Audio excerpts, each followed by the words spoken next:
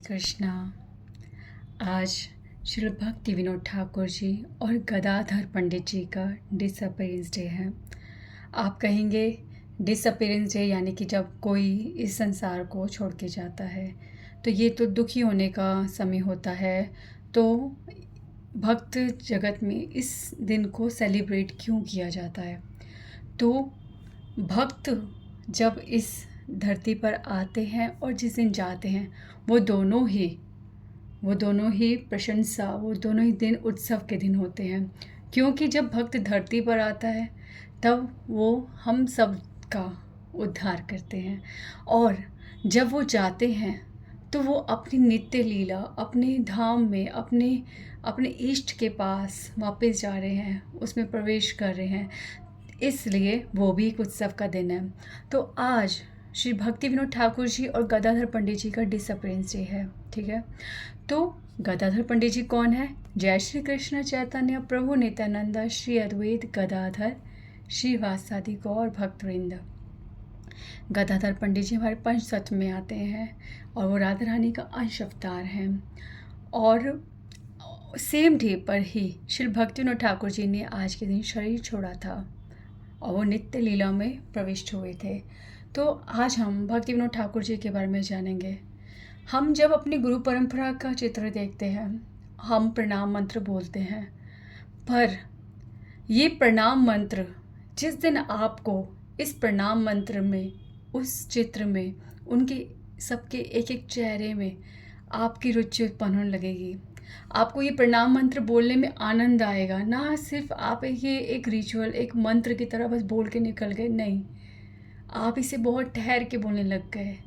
आपके हृदय में एक अद्भुत अनुभव, ठीक है, ये मंत्र बोलते हुए, अपनी गुरु परंपरा को याद करते हुए जो हम बोलते हैं, ये जब हमारे को इस सब में रुचि आने लग जाए तो समझिए कि हमारी भक्ति में पकड़ बन रही है, हम भक्ति में बढ़ रहे हैं, भक्ति में हमारी गति हो रही है, प्रोग्रेस हो रही है। क्योंकि भगवान का पथ, भक्ति का पथ केवल और केवल गुरु के आश्रय में ही हो सकता है। और जब उन गुरु के चरणों में हमें प्रीति उत्पन्न होती है, तभी समझना चाहिए कि हम भक्ति मार्ग पर चल रहे हैं। ठीक है, तो अब हम भक्ति विनोद ठाकुर जी का, मेरे को एक वर्ष याद आ रहा है, यस्या प्रसादात् भगवत प्रसादो, यस्या प्रसादं ना गति कुतो अपि, यस्या प्रसादान, यानी कि प्रसाद मतलब आशीर्वाद, यदि उनका आशीर्वाद हो, यस्या प्रसादान भगवत प्रसादो, भगवान की प्राप्ति होती है। जब उनका आशीर्वाद होता है तो भगवान और भक्ति की प्राप्ति होती है। यस्या प्रसादन भगवत प्रसादो, यस्या प्रसादन ना गति कुतो अपि, यदि उनका प्रसाद, उनका आशीर्वाद नहीं है हमारे साथ, हमें उनके चरणों में रुचि उत्पन्न ही नहीं हुई, उनके शब्दों पर हमें विश्वास ही नहीं हुआ, तब तक ना गति कुतो अपि, कोई गति, कहीं भी कोई गति हमारी हो ही नहीं सकती। ध्यायंस्तु वंश तस्य यशस्वी संध्यम, वंदे गुरु श्री चरणानविंदम। श्री विश्वनाथ चक्रपात ठाकुर जी इसमें बोलते हैं, इसलिए श्री गुरु का हमें प्रतिदिन 3 समय स्मरण करना चाहिए, प्रातःकाल, सायंकाल में और रात्रि के समय में। इन 3 समय में हमें अपने गुरु को स्मरण करना चाहिए। पर ये स्मरण करना चाहिए से लेकर ये स्मरण होने लगे, इस सफ़र को तय पूरा करना है हमें, इस मंजिल तक पहुंचना है कि हमें गुरु का स्मरण नेचुरल हो। तो तभी जब इस प्रकार से गुरु का स्मरण आएगा, गुरु की बातों पे, उनके एक एक शब्द में हमें विश्वास उठेगा, तभी तो होगा कि गुरु मुख पद्मा वाक्या, चित्तित करिया क्या, आरे ना करी मने आशा।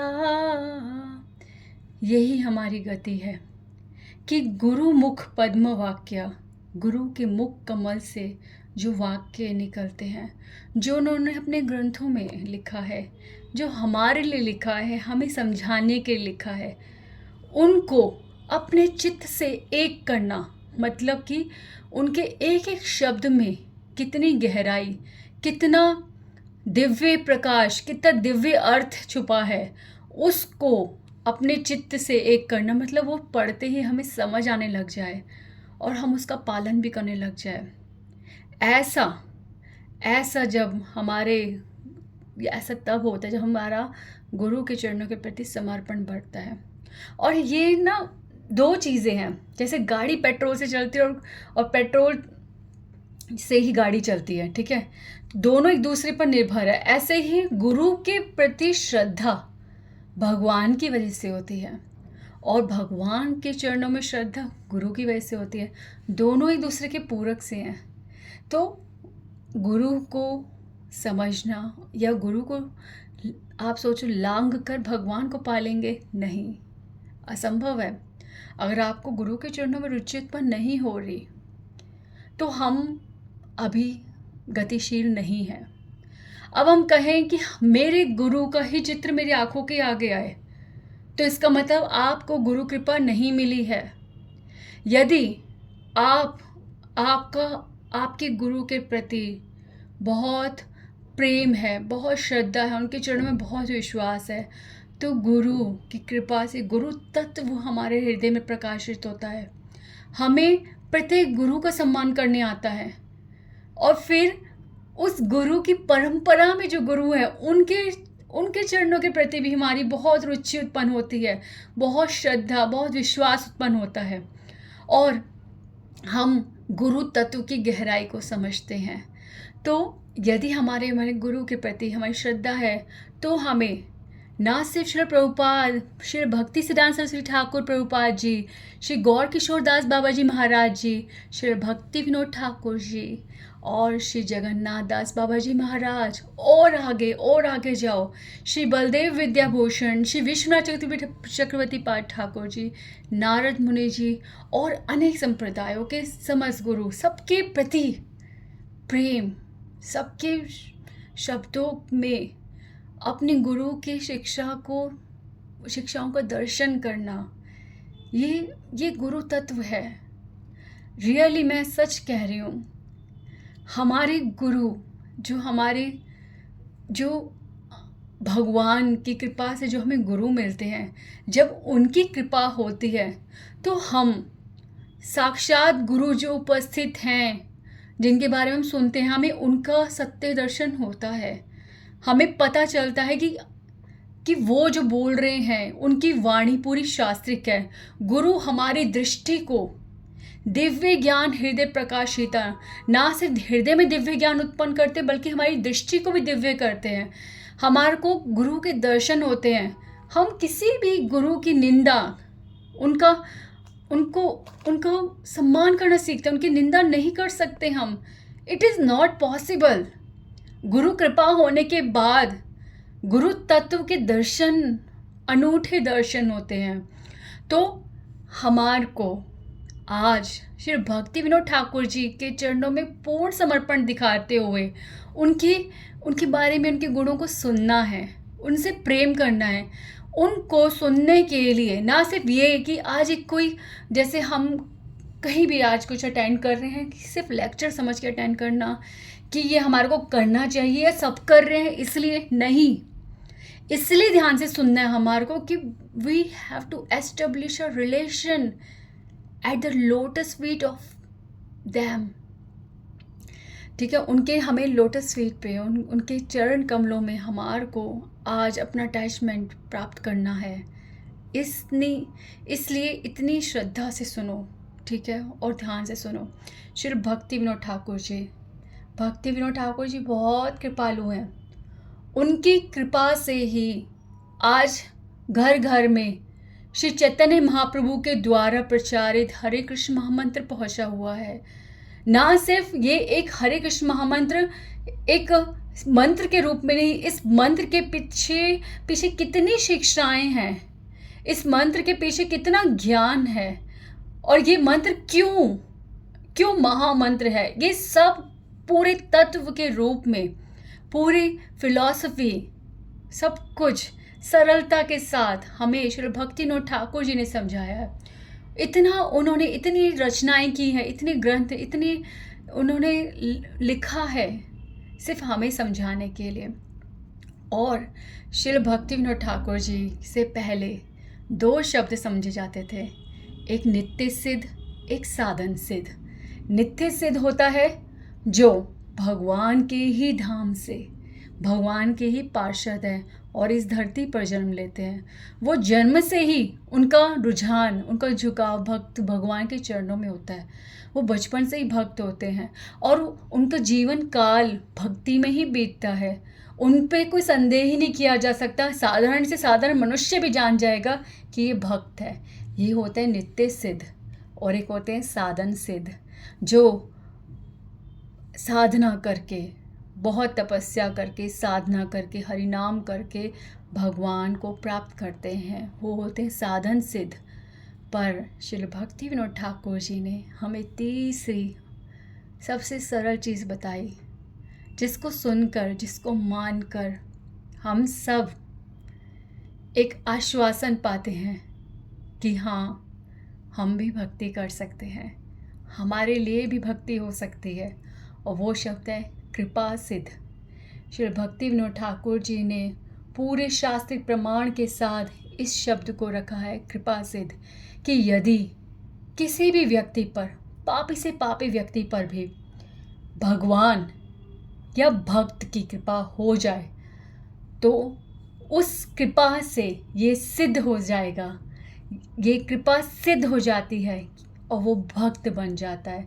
तो ऐसा भक्त, ऐसा एक कोई भी व्यक्ति जो बहुत साधारण है, शायद वो पापी है, पर अचानक से उसके हृदय में, उसके जीवन में इतना सुंदर परिवर्तन आ गया और वो भक्तिमय कार्य करने लग गया। उसके भगवान के प्रति एक अटूट श्रद्धा बन गई। वो शास्त्रिक प्रमाण, शास्त्रों में, शास्त्रों के अध्ययन में निपुण हो गया। उसको एक स्पॉन्टेनियस, नेचुरल इंटरेस्ट भगवान में आने लग गया। तो ये होते हैं कृपा सिद्ध। कृपा सिद्ध, ठीक है, कि किसी न किसी भक्त की कृपा लग गई या भगवान की कृपा हो गई। तो ये इस प्रकार से कृपा सिद्ध होने के बाद जो व्यक्ति कृपा सिद्ध होता है वो नेचुरल, उसका इंक्लिनेशन भगवान और भक्ति की तरफ होने लगता है। तो ये हमें श्री भक्तिविनोद ठाकुर जी ने हमें ये इससे इंट्रोड्यूस कराया है और इसी के बल पर आज हम सब भक्ति कर रहे हैं। कहीं ना कहीं हमें विश्वास है, हम भक्तों को बहुत सम्मान देते हैं, हम भक्तिमय क्रिया करते हैं, भक्तों की, भगवान की सेवा करते हैं कि किसी न किसी प्रकार से हमें कृपा मिल जाए और उनकी कृपा सिद्ध हो तो हम भक्त बन जाए, हम भी भक्ति कर पाए। तो ये इतना सरल सा किसने समझाया? श्री भक्तिविनोद ठाकुर जी ने। भक्तिविनोद ठाकुर जी ये कहना कि भक्त चले जाते हैं, ये एक बहुत बड़ा पाप है। भक्त हमें कभी नहीं छोड़ के जाते। वैष्णव की मृत्यु कभी नहीं होती, वो सदैव नित्य उपस्थित होते हैं।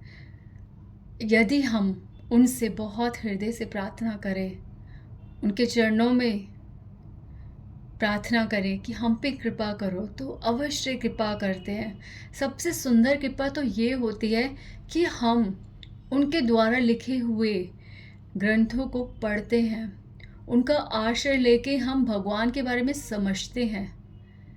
ये सब इंटरेस्ट उत्पन्न होना, ये सब उनकी कृपा से होता है और आज भी, इस समय भी वो उपस्थित हैं। हम चाहे तो हम ये फील कर सकते हैं। मैं जब मायापुर गई, गोद्रुम धाम गई, वहाँ पे बहुत टायर्ड थी मैं, और मैं श्री भक्तिविनोद ठाकुर जी का जो वहाँ पे घर है वहाँ पे गई, क्योंकि मैं थकी हुई थी। सिर्फ इसलिए मुझे वहाँ आराम फील हो रहा था, ऐसा नहीं था। भक्ति विनोद ठाकुर जी उस टाइम दिन का समय था और दर्शन बंद थे, पर वहाँ पे उनकी उपस्थिति महसूस हो रही थी। मुझे ऐसा लगा जैसे मैं अपने घर आई हूँ। भक्ति विनोद ठाकुर जी ऐसा लग रहा था अपना रहे हैं। बहुत सुंदर, ना सिर्फ शारीरिक थकान बल्कि एक मानसिक थकान से भी मुक्ति मिल रही थी। भक्ति विनोद ठाकुर जी और हमारे संप्रदाय और हमारे जो भी हमारे पूर्वज, हमारे वैष्णव आचार्य रहे हैं, जब हम उनके स्थान पर जाते हैं, भाग भाग के दर्शन करना और निकल जाना नहीं। सिट देयर, तसल्ली से बैठो, उनसे बात करो, उनसे प्रार्थनाएं करो। They will respond. वो हमार को आशीर्वाद देते हैं, हमें वो जताते हैं, yes I am with you. ऐसे स्थानों पर जाकर जो शक्ति मिलती है वो अर्जित करना बहुत आवश्यक है। वो हमें बहुत बल देती हैं। हमारे अंदर कोई शक्ति नहीं है कि हम भक्ति में आगे बढ़ सके। न जाने कितनी कितनी चीज़ें हैं जो हमें बल दे रही हैं, जिसमें ये भी चीज़ आती है जब हम धाम में जाकर अलग अलग लीला स्थलियों का दर्शन करते हैं, तो वहाँ पे जब हम उन लीला स्थलियों में जाते हैं, उन लीला स्थली की एक स्मृति बननी चाहिए, एक मेमोरी होनी चाहिए, एक एहसास, एक टच होना चाहिए, जिसे आप जब भी याद करो तो आपके अंदर एक स्फूर्ति, एक एनर्जी उत्पन्न हो। और ये कब होगा? जब आप वहाँ जाके तसल्ली से बैठोगे, भजन करोगे, उनके चरणों में प्रार्थना करोगे, अपनी असफलता, आप कितने असक्षम हो, ये सब उन्हें जाहिर करना, ये सब उन्हें बताना, तब जाके आपको एक ऊर्जा, एक उत्साह, एक मोटिवेशन जब वहाँ से मिलता है, वो स्मृति जब भी आप याद करोगे, आप फिर से आप एक भक्ति का नया रूप महसूस करोगे, एक नई एनर्जी अपनी भक्ति में फील करोगे। तो ये सब करना बहुत ज़रूरी है, ठीक है। तो प्लीज़ प्लीज़ प्लीज़ श्री भक्ति विनोद ठाकुर जी से कनेक्ट होना बहुत ज़रूरी है। वो जैसे कि आप एक हेड फैमिली में, हाँ हेड है, अगर आप उनसे कनेक्ट हो जाते हो ना, तो सब लोग आपके प्रति अपने आप ही रुझान दिखाएंगे, ठीक है। तो भक्ति विनोद ठाकुर जी से अगर हम कनेक्ट होंगे तो सब समझ लो सबसे हम मिल रहे हैं, सब हमारे पे अपनी कृपा कर रहे हैं। इसलिए बहुत ज़्यादा इम्पॉर्टेंट है भक्ति विनोद ठाकुर जी को समझना।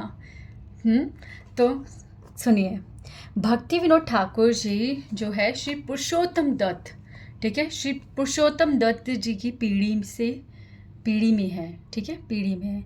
उनके पिताजी जो है वो श्री आनंद चंद्र दत्त थे, ठीक है, और उनकी माता जी थी श्रीमती जगन मोहिनी, ठीक है। और भक्ति विनोद ठाकुर जी का जन्म हुआ था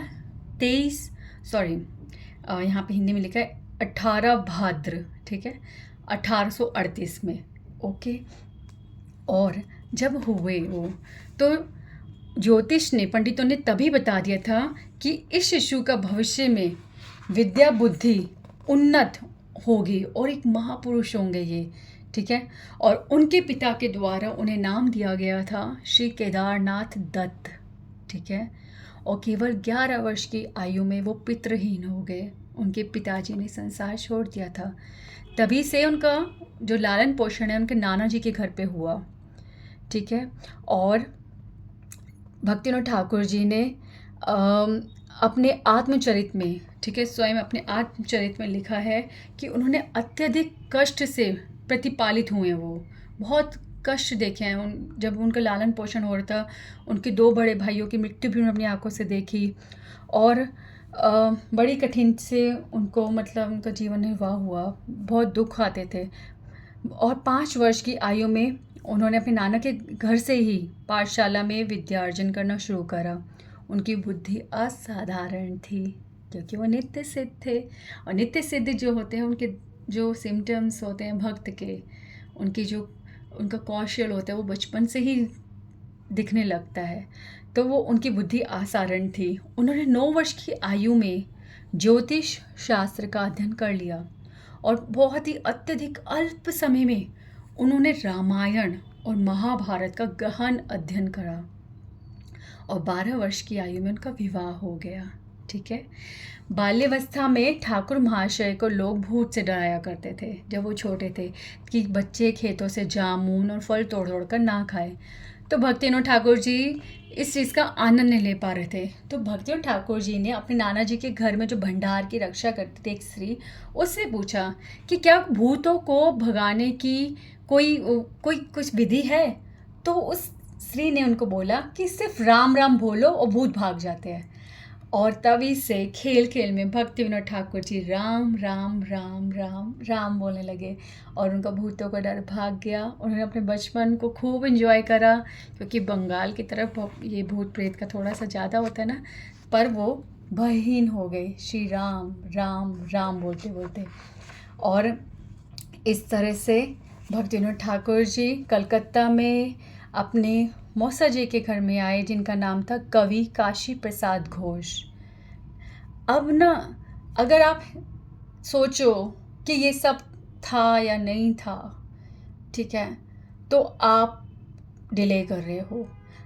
और बड़ी सुंदर बात ये है कि भक्तिविनोद ठाकुर जी, उनका वो एक बहुत ही हाई पोस्ट पर ऑफिशियल थे ब्रिटिश गवर्नमेंट के अंडर, और जिन जिन जो जो उनके जीवन में थे जुड़े हुए, जैसे मैंने यहाँ बोला कवि काशी प्रसाद, तो ये कवि नाम जब किसी के, ये जो कवि वर्ड है, ये जो किसी के नाम के आगे लगता है तो ये पद है। तो ये पद है, आप जो जो मैं नाम बोलूँगी आप उनको अपने गूगल पर आराम से ढूंढ सकते हैं। ठीक है। तो उनके मौसा जी थे कवि काशी प्रसाद घोष। ठीक है। वहीं पर रहकर उन्होंने कॉलेज जाना आरम्भ करा और वहाँ पे वो विशेष रूप से साहित्य चर्चा करते थे।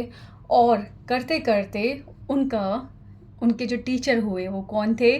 Shri Ishwar Chandra Vidyasagar. Now you know. ठीक है, श्री ईश्वर चंद्र विद्यासागर। तो वो उनके भक्तिविनोद ठाकुर जी उनके फेवरेट शिष्य थे।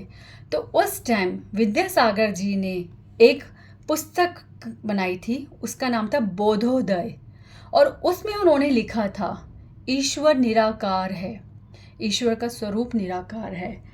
तो ईश्वर चंद्र विद्यासागर उस टाइम बहुत प्रसिद्ध थे और उनकी किताबें बहुत ही इंटरेस्ट के साथ पब्लिश होती थी और सब लोग उसे पढ़ते थे।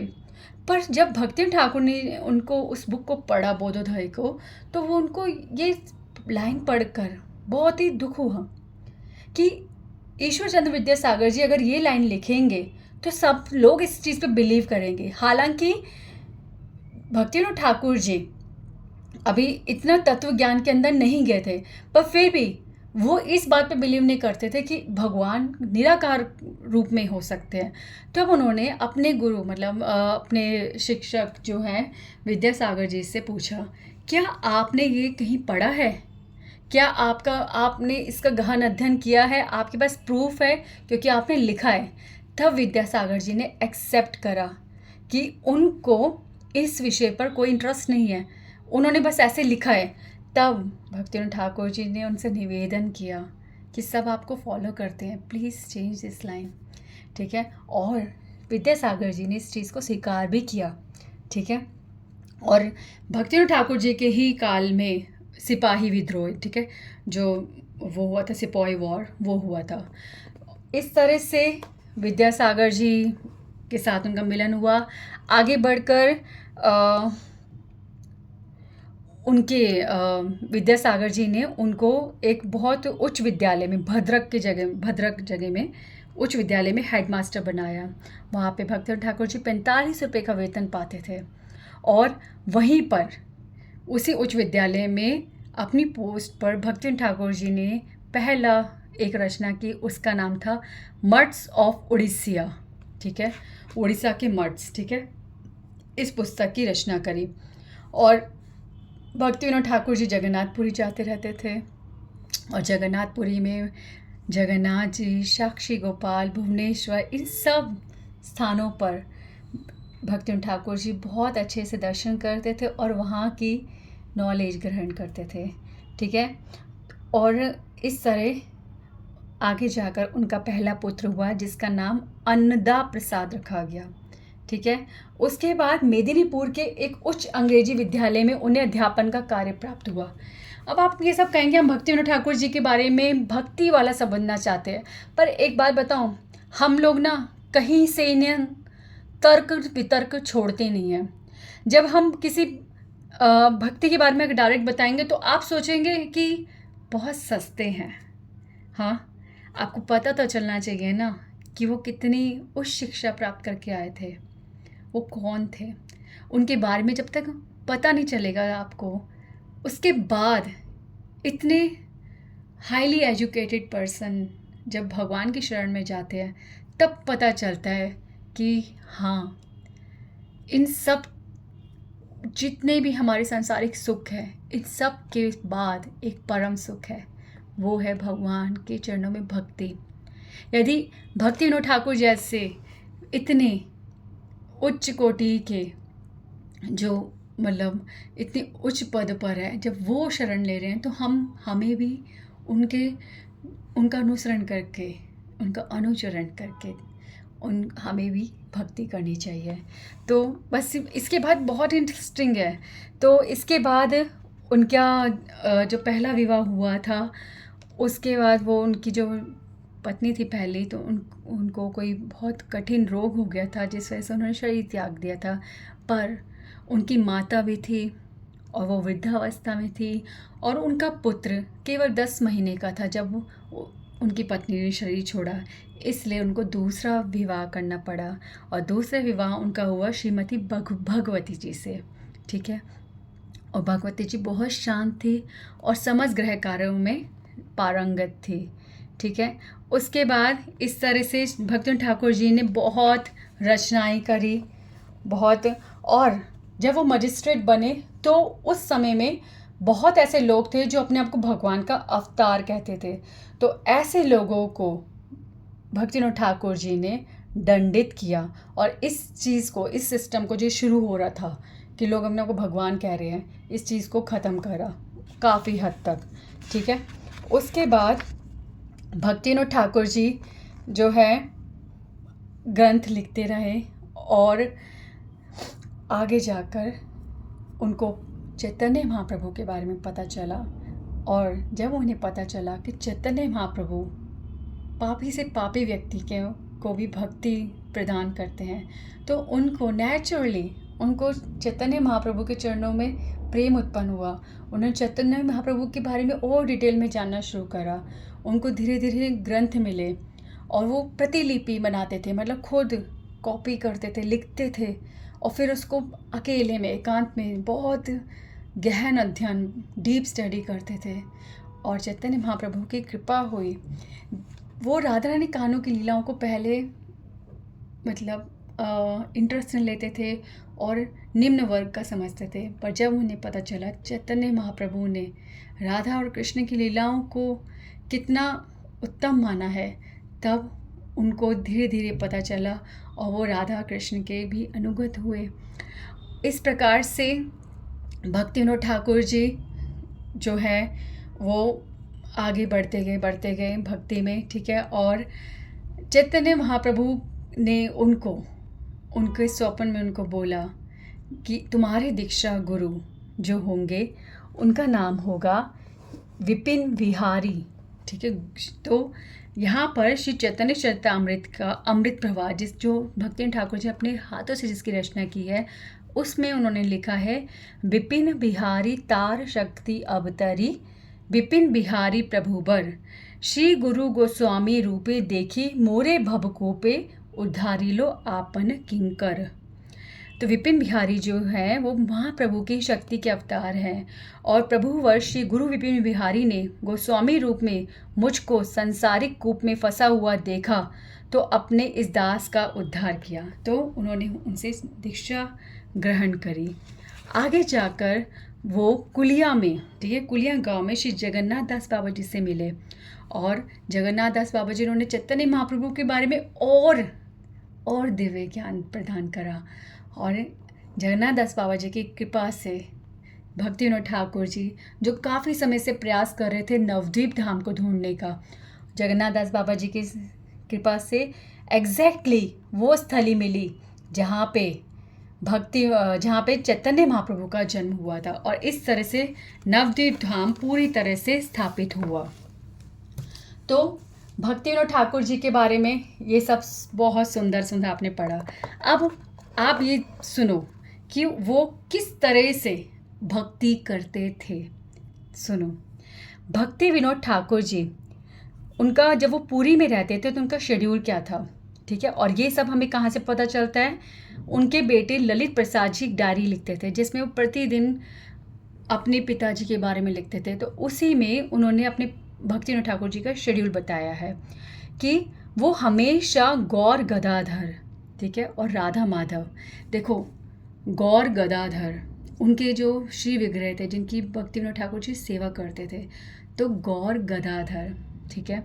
जैसे हम गौर निताई की पूजा करते हैं तो भक्ति विनोद ठाकुर जी गौर गदाधर जी की पूजा करते थे, यानी कि उनका इंक्लिनेशन गदाधर जी के चरणों में था, यानी कि उनका चरण जो इंक्लिनेशन है राधा रानी के चरणों में है। गदाधर जी कौन है, राधा रानी का अंश अवतार, तो इसीलिए गदाधर जी के चरणों में उनका अटैचमेंट था।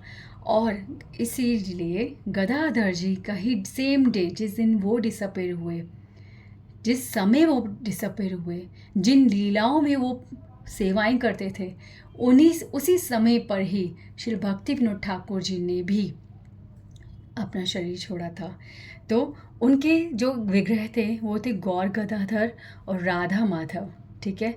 और वो कभी भी आइडल नहीं होते थे, कभी भी डिसइंटरेस्ट नहीं दिखाते थे कि आज ये कम कर लो, या आज भक्ति छोड़ दो, या आज ये मतलब मैं ये वाला सेशन छोड़ देता हूँ, या कभी काम पे नहीं जाना, या आज मैं रीडिंग नहीं करता। नो, जो उनका शेड्यूल अभी बोला जा रहा है as it is every day वही शेड्यूल होता था। वो रात को 8 बजे से 10 बजे तक आराम करते थे, और उसके बाद 10 बजे जब वो उठते थे तो 10 बजे से लेकर सुबह के 4 बजे तक वो राइटिंग वर्क करते थे, ट्रांसडेंटल बुक्स लिखते थे, ठीक है। उसके बाद आधे घंटे का वो रेस्ट लेते थे, फिर 4:30 बजे उठते थे, 2.5 घंटे तक अपना हरि नाम महामंत्र, ठीक है, नाम जप करते थे। फिर 7 बजे सब लोग जो आसपास के लोग थे वो आते थे, वो स्पिरिचुअल क्वेश्चंस करते थे और भक्ति विनोद ठाकुर जी उनका समाधान करते थे।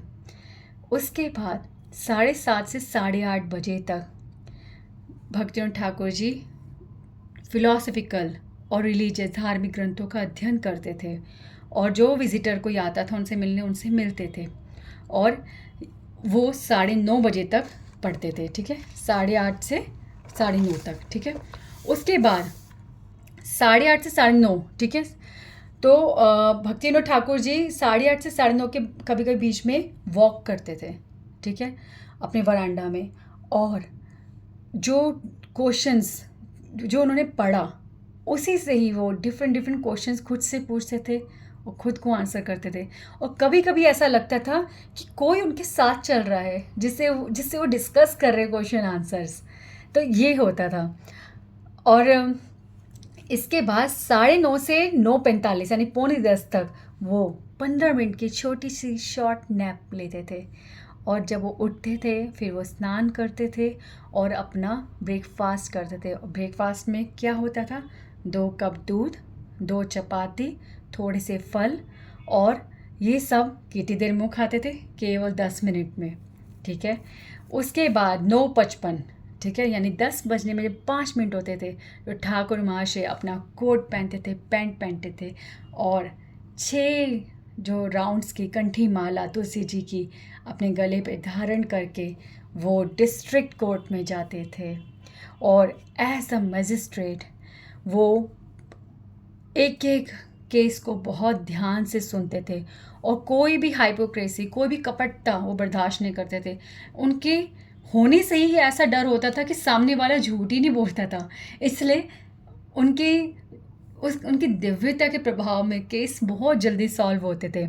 और वो जो थे वो हाई पोस्ट पर थे ब्रिटिश गवर्नमेंट की, ठीक है। और उनको कोई फ़र्क नहीं पड़ता था कि वो किस प्रकार से कंठी माला धारण कर रहे हैं, उनका हेड शेव्ड है, उनके कोई फ़र्क नहीं पड़ता था। और सारे लॉयर्स और सारे इंग्लिश मैन जो थे वो उनको देखकर उनके उनके जो कार्यबल को देखकर बहुत चकित हो जाते थे। और वो देखते थे कि 10 से लेकर 1 बजे तक भक्तिनाथ ठाकुर जी 30 से 50 केस सुनते हैं और जजमेंट भी दे देते हैं, और राइटिंग में वो भी लिख कर पूरे इस क्या बोलते हैं, वो कहते हैं इसके तहत, ठीक है, सेशंस पूरा सब कुछ प्रॉपर लिख कर वो अपना जजमेंट रिकॉर्ड कराते थे। और 1 बजे वो अपने घर जाते थे, रिफ़्रेश होते थे, वापस फिर कोर्ट में आना, और 2 से 5 वो अपना कार्य करते थे। तो इस तरह से भक्तिनाथ ठाकुर जी शाम को फिर संस्कृत में लिखे हुए हैं जो हमारे शास्त्रीय ग्रंथ हैं उनको बंगाली में डिक्टेट करते थे, और एक सेक्रेटरी था उनके पास, वो बोलते रहते थे और वो लिखते रहते थे, और इस तरह से बंगाली में क्या बोलते हैं ट्रांसलेशन होती थी। और फिर रात को फिर से वो नहाते थे और थोड़े से चावल, 2 चपाती और 2 कप दूध पीते थे। और इसी कारण इतने सुंदर शेड्यूल, इतने टाइट शेड्यूल के कारण ही श्री भक्तिनाथ ठाकुर जी को 7th गोस्वामी कहा जाता था, 7th गोस्वामी। इसके बाद भक्तिनाथ ठाकुर जी अंत समय में, बिल्कुल मतलब अंत समय से पहले पहले भक्तिनाथ ठाकुर जी ने जगन्नाथपुरी में हरिदास ठाकुर जी की यहाँ समाधि है, उसके पास ही अपनी भजन कुटी बनाई, भजन कुटी, और वहाँ पर उस निर्जन स्थान में वो भक्ति करते थे। और वहाँ पर कोई भी, वो इतनी बड़ी लैंड थी, और भक्तिनाथ ठाकुर जी की जो कुटी थी बहुत अंदर जाके होती थी, ताकि किसको बाहर से देख के लगे कि यहाँ कोई रहता ही नहीं है, और भक्तिनाथ ठाकुर जी भीतर ही अपना भजन करते थे। किसी को कोई रिस्पॉन्स नहीं करना, कितने दिन खाना नहीं पीना नहीं, और अपने भक्ति में ही लगे रहते थे। अंत समय ने उन्होंने 12 नियम, ठीक है, एक रचना करी थी, 12 नियम, 12 नियम, ठीक है, 12, उसमें 12 वर्ड्स हैं, 12 वर्ड्स, जिसमें उन्होंने खुद के लिए नियम बनाए हैं कि मैं इनका पालन करना चाहता हूँ। तो वो उन्हीं नियमों का पालन करते थे और अपनी भक्ति में लीन रहते थे। पर आखिरी में जब शरीर बहुत ही जीर्ण होने लग गया, वो बहुत ही कमज़ोर हो गए, तो परिवार के लोगों के स्नेह के कारण वो भक्ति कुटी को छोड़कर कलकत्ता वापस गए, ठीक है, और वहाँ पर ही उन्होंने अपना शरीर त्यागा। तो भक्तिविनोद ठाकुर जी का नियम, एक छोटा सा नियम बताती हूँ आपको, जब उनके 12 नियम में है कि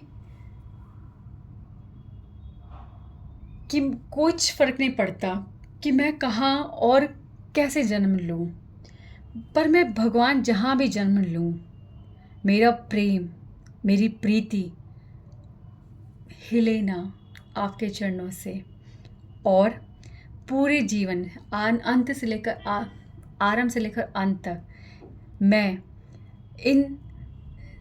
इस प्रीति को महसूस करूं। और किस किस के लिए? For my divine spiritual master, मेरे श्री गुरु के लिए, गौरांग महाप्रभु के लिए, और for the detailed topics of pure devotional service.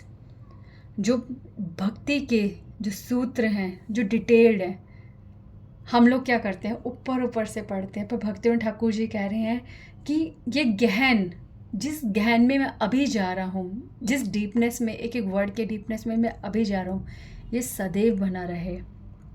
और मैं गौरांग महाप्रभु ने जो मुझे, मेरे अंदर, मेरे भीतर मुझे जो शिक्षाएं दी हैं, मैं उन्हें कभी ना भूलूं, ठीक है।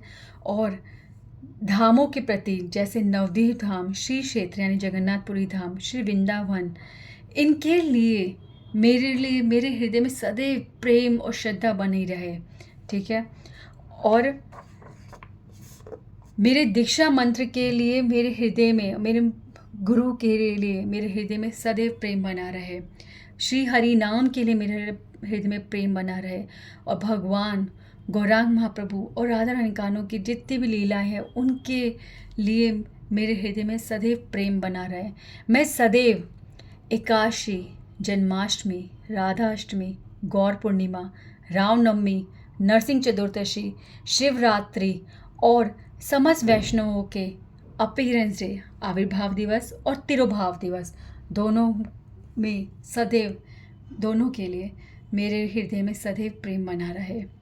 मैं गौरांग महाप्रभु के जो उनके पार्षद है, जो उनके भक्त हैं, जो रूप गोस्वामी के चरणों का उनका अनुचरण करते हैं, उन भक्तों के लिए मेरे हृदय में प्रेम बना रहे। श्रीमद् भागवतम और समस्त ग्रंथों के लिए मेरे हृदय में प्रेम बना रहे। इस तरह से ये तो सिर्फ एक वर्स है। अब ऐसे करते करते 12 वर्सेस हैं जिसमें भक्तिविनोद ठाकुर जी ने अपने लिए नियम बनाए हैं। तो गौरांग महाप्रभु के नित्य पार्षद श्री भक्तिविनोद ठाकुर जी के बारे में हमें इतना सुंदर जाना, और ये ध्यान रखना कि वो कभी भी हमें नहीं छोड़ते।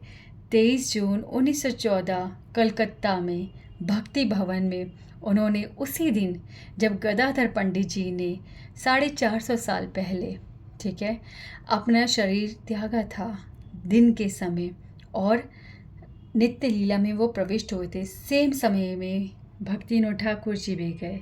ठीक है, भक्तिविनोद ठाकुर जी बिल्कुल एग्जैक्टली मध्याह्न लीला में प्रवेश करते हैं, जब राधा माधव और व्रज गोपीज राधा कुंड में केली कर रहे होते हैं, लीलाएं कर रहे होते हैं।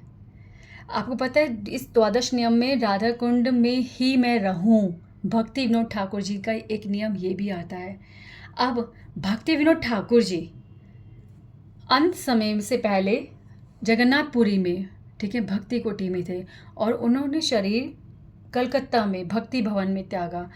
पर अब आप कहेंगे कि उनका नियम तो था कि वो राधा कुंड में रहे, तो राधा कुंड में रहे इसका अर्थ ये है कि वो मानसिक रूप से सदैव राधा कुंड में ही रहते हैं। तो भक्त हृदय, भक्त की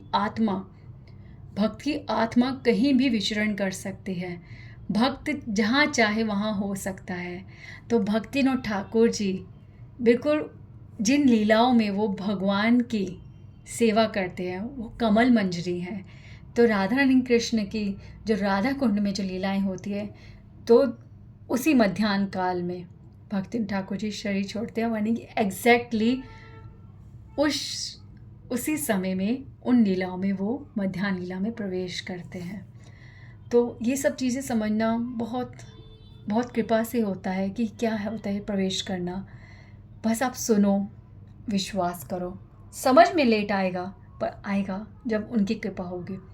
तो हमारे को बहुत हृदय से श्री भक्तिविनोद ठाकुर के चरणों में प्रणाम करना चाहिए और उनसे कृपा मांगनी चाहिए कि हे ठाकुर भक्तिविनोद, आप हम पर कृपा करें, हमें भक्ति दे।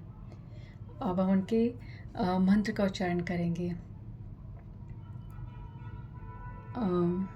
नमः ओम भक्ति विनोदाय सच्चिदानंद नामिने गौर शक्ति स्वरूपाय रूपानुगवरायते।